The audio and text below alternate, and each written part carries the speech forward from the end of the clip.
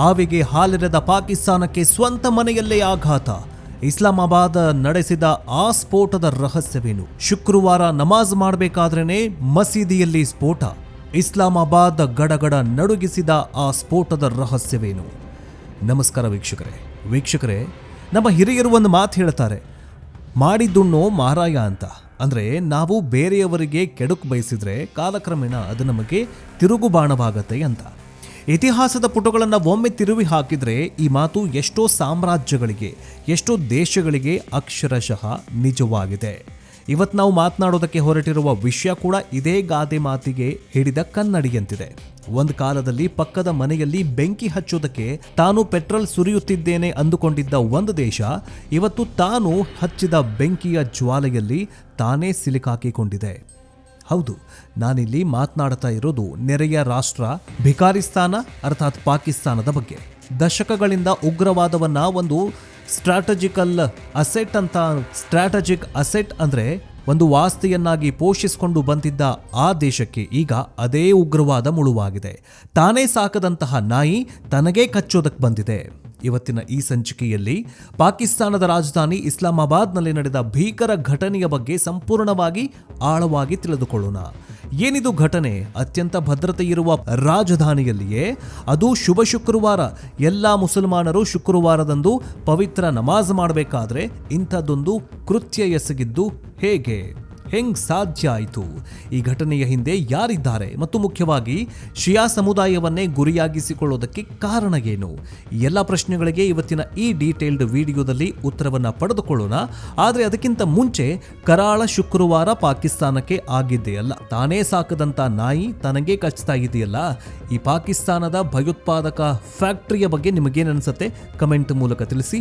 ಇನ್ನು ಮುಂದೆ ಪಾಕಿಸ್ತಾನ ಇದಕ್ಕೆ ಭಾರತವೇ ಕುಮ್ಮಕ್ಕು ಕೊಟ್ಟಿದೆ, ಇದರ ಹಿಂದೆ ಭಾರತದ ಕೈವಾಡ ಇದೆ ಅಂತಂದ್ರೆ ನಿಜಕ್ಕೂ ಮೋದಿಯವರು ಏನಾದರೂ ಪಾಕಿಸ್ತಾನಕ್ಕೆ ಈ ಸರ್ತಿ ಮಾಡಲೇಬೇಕು, ಬುದ್ಧಿ ಕಲಿಸಲೇಬೇಕು. ನಿಮಗೇನನ್ಸುತ್ತೆ ಕಮೆಂಟ್ ಬಾಕ್ಸ್ನಲ್ಲಿ ತಿಳಿಸಿ. ನಮ್ಮ ಗಡಿಯನ್ನ ಕಾಯ್ತಾ ಇರುವ ನಮ್ಮ ಯೋಧರಿಗೆ ಗೌರವ ಸಲ್ಲಿಸಬೇಕು, ಸಲಾಂ ಹೊಡಿಬೇಕು, ಸೆಲ್ಯೂಟ್ ಹೊಡಿಬೇಕು. ಅದಕ್ಕೆ ಜೈ ಹಿಂದ್ ಅಂತ ಕಮೆಂಟ್ ಮಾಡಿ. ಬನ್ನಿ ವಿಡಿಯೋವನ್ನು ಶುರು ಮಾಡೋಣ.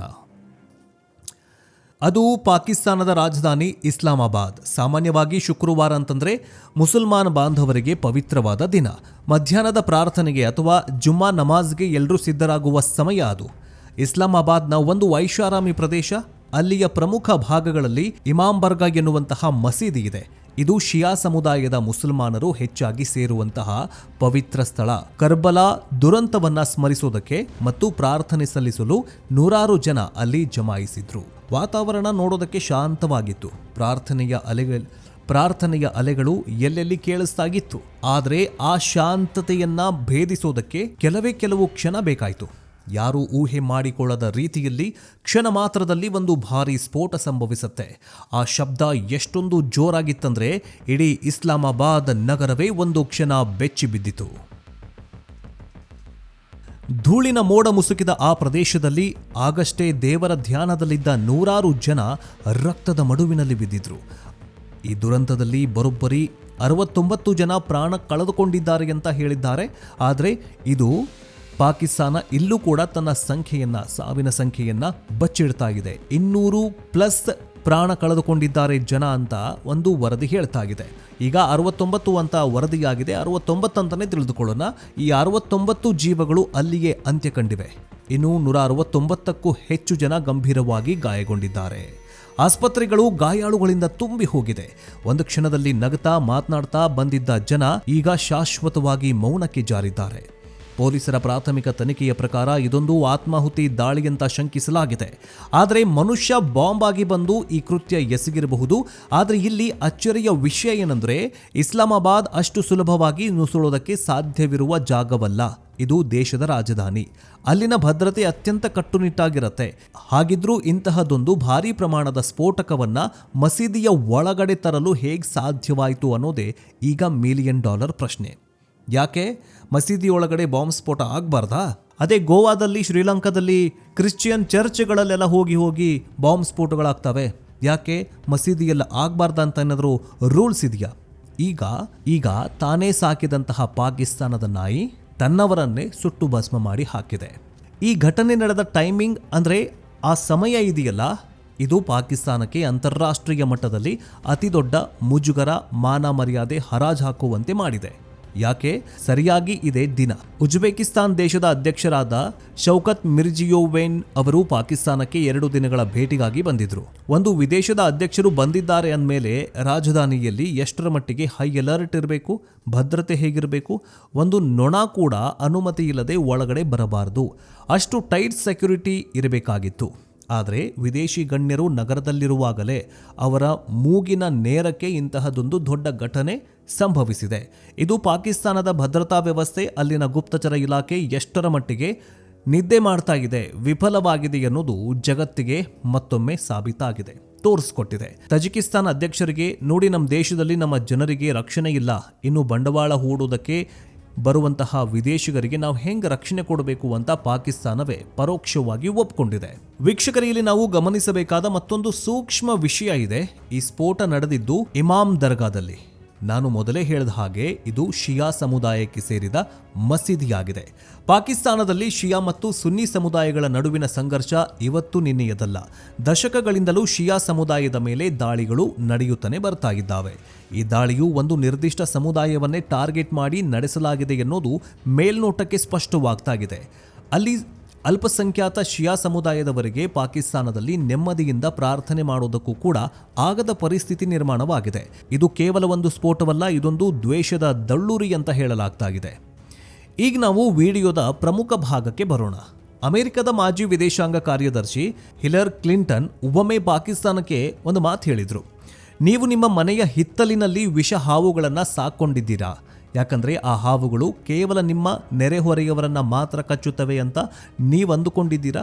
ಆದರೆ ನೆನಪಿರಲಿ, ಆ ಹಾವುಗಳು ಕಚ್ಚೋದು ಪಕ್ಕದ ಮನೆಯವರನ್ನು ಮಾತ್ರವಲ್ಲ, ಮನೆಯ ಯಜಮಾನನನ್ನು ಕೂಡ ಕಚ್ಚುತ್ತವೆ ಅಂತ ಹೇಳಿದರು.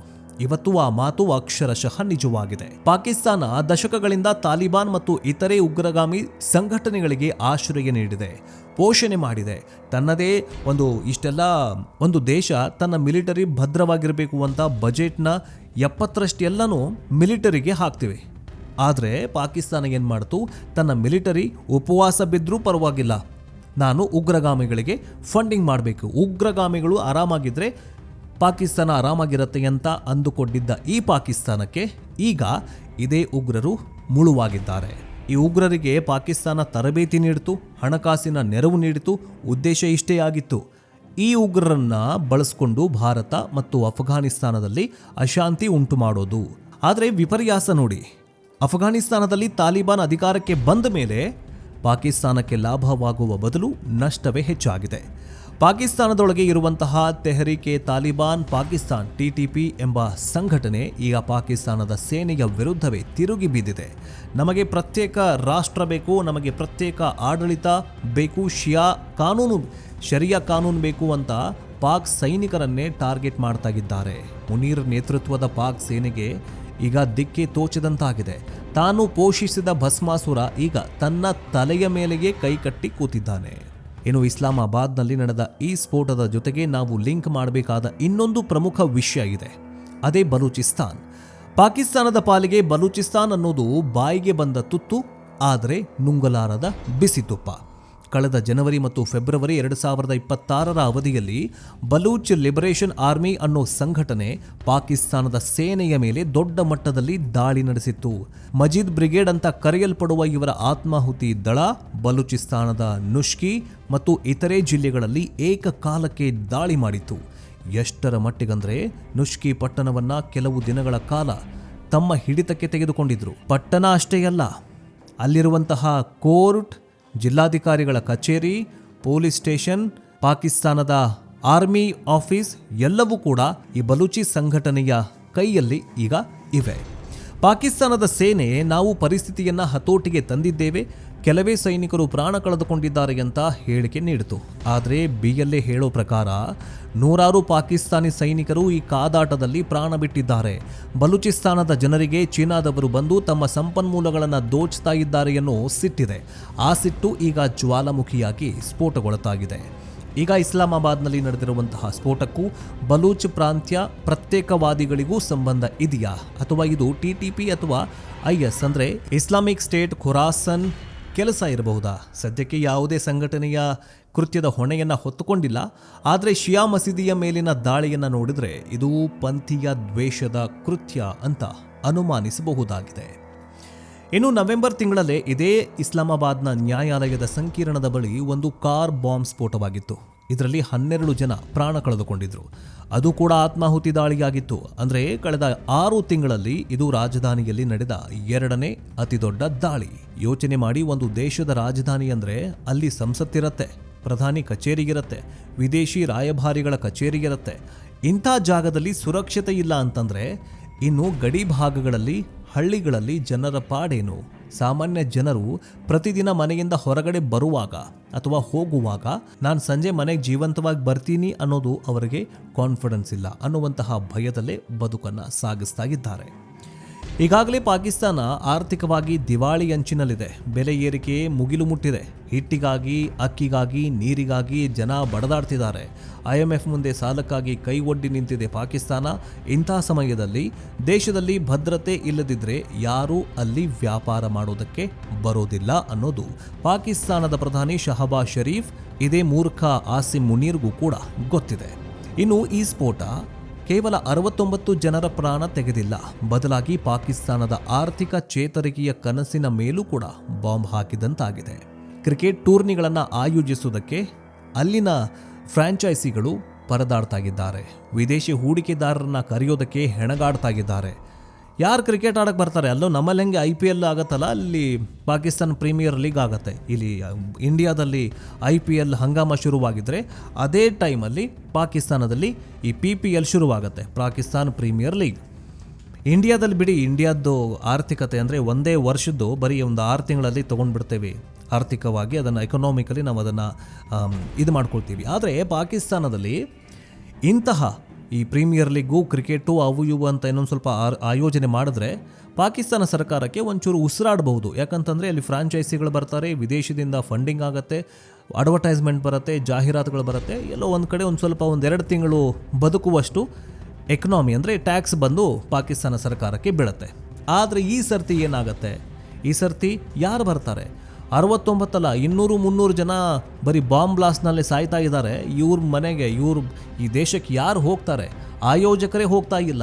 ಕ್ರಿಕೆಟಿಗರು ಅವ್ರೇನು ಆಡ್ತಾರ್ರಿ? ಯಾವುದೋ ಒಂದು ಪ್ರೀಮಿಯರ್ ಲೀಗ್ ಒಂದು ಪಂದ್ಯ ಪಂದ್ಯ ನಡಿಬೇಕಾದ್ರೆ ಬಾಂಬ್ ಸ್ಫೋಟವಾದರೆ, ಅದರಲ್ಲೂ ಈ ಆತ್ಮಾಹುತಿ ಅಂದರೆ ದೇಹಗಳಿಗೆಲ್ಲ ಬಾಂಬ್ಸ್ ಕಟ್ಕೊಂಡು ಜನರ ಮಧ್ಯೆ ಹೋಗಿ ಸ್ಫೋಟ ಮಾಡ್ಕೊಳ್ತಿದ್ದಾರೆ. ನಾಳೆ ಪ್ರೀಮಿಯರ್ ಲೀಗು ಈ ಪಾಕಿಸ್ತಾನದಲ್ಲಿ ಕ್ರಿಕೆಟ್ ಏನಾದರೂ ನಡೀತಾ ಇದ್ರೆ, ಪಂದ್ಯಾವಳಿ ನಡಿಬೇಕಾದ್ರೆ ಈ ಕ್ರೀಡಾಂಗಣದಲ್ಲಿ ಸ್ಟೇಡಿಯಮಲ್ಲಿ ಒಂದು 10 ಜನ ಬಾಂಬ್ ಬ್ಲಾಸ್ಟ್ ಮಾಡ್ಕೊಂಡು ಸತ್ತೋಗ್ಬಿಟ್ರೆ ಸಾವಿರಾರು ಜನ ಸತ್ತೋಗ್ಬಿಡ್ತಾರೆ, ಲಕ್ಷಾಂತರ ಜನ ಪ್ರಾಣ ಕಳೆದುಕೊಂಡು ಬಿಡ್ತಾರೆ. ಈ ಎಲ್ಲ ಈಗ ಪಾಕಿಸ್ತಾನಕ್ಕೆ ಭಯ ಉಂಟು ಮಾಡಿದೆ. ಯಾರು ಕೂಡ ಹೂಡಿಕೆದಾರರು ಹೋಗ್ತಾ ಇಲ್ಲ. ಆದರೆ ಇಂಥ ಘಟನೆಗಳು ಜಗತ್ತಿಗೆ ನೀಡುವ ಸಂದೇಶ ಒಂದೇ: ಪಾಕಿಸ್ತಾನ ಸುರಕ್ಷಿತ ಅಲ್ಲ. ವೀಕ್ಷಕರೇ, ಕೊನೆಯದಾಗಿ ವಿಶ್ಲೇಷಣೆ ಮಾಡೋದಾದರೆ ಪಾಕಿಸ್ತಾನ ಈಗ ಒಂದು ವಿಷವರ್ತುಲದಲ್ಲಿ ಸಿಲುಕಾಕಿಕೊಂಡಿದೆ. ಒಂದೆಡೆ ಪಶ್ಚಿಮದ ಗಡಿಯಲ್ಲಿ ತಾಲಿಬಾನ್ ಮತ್ತು TTP ಕಾಟ, ಮತ್ತೊಂದು ಕಡೆ ನೈಋತ್ಯದಲ್ಲಿ ಬಲೂಚಿ ಹೋರಾಟಗಾರರ ಕ್ರಾಂತಿ. ಇದರ ನಡುವೆ ದೇಶದ ಆಳದಲ್ಲಿ ನಡೀತಾ ಇರುವ ಪಂಥೀಯ ಸಂಘರ್ಷಗಳು. ಸೇನೆ ಎಷ್ಟೇ ಶಕ್ತಿಶಾಲಿಯಾಗಿದ್ರೂ ತನ್ನದೇ ಜನರ ವಿರುದ್ಧ ಅಥವಾ ತಾನು ಸೃಷ್ಟಿಸಿದ ವ್ಯವಸ್ಥೆಯ ವಿರುದ್ಧ ಹೋರಾಡುವುದು ಸುಲಭದ ಮಾತಲ್ಲ. ಭಯೋತ್ಪಾದನೆಗೆ ಒಳ್ಳೆಯದು ಕೆಟ್ಟದು ಅಂತ ಭೇದ ಭಾವ ಇಲ್ಲ. ಹೀಗಂತ ಭಾರತ ಜಗತ್ತಿಗೆ ಸಾರಿ ಹೇಳ್ತಾಗಿದೆ. ಅಂದು ಪಾಕಿಸ್ತಾನ ಇದನ್ನು ಗಂಭೀರವಾಗಿ ಪರಿಗಣಿಸಲಿಲ್ಲ. ಇಂದು ಅದರ ಫಲ ಉಣತಾಗಿದೆ. ಮಸೀದಿಯೊಳಗಡೆ ರಕ್ತ ಚೆಲ್ಲುವ ಮಟ್ಟಕ್ಕೆ ಕ್ರೌರ್ಯ ಬೆಳೆದು ನಿಂತಿದೆ ಅಂದರೆ ಮಾನವೀಯತೆ ಅಲ್ಲಿ ಸತ್ತು ಹೋಗಿದೆ ಅಂತಾನೆ ಅರ್ಥ.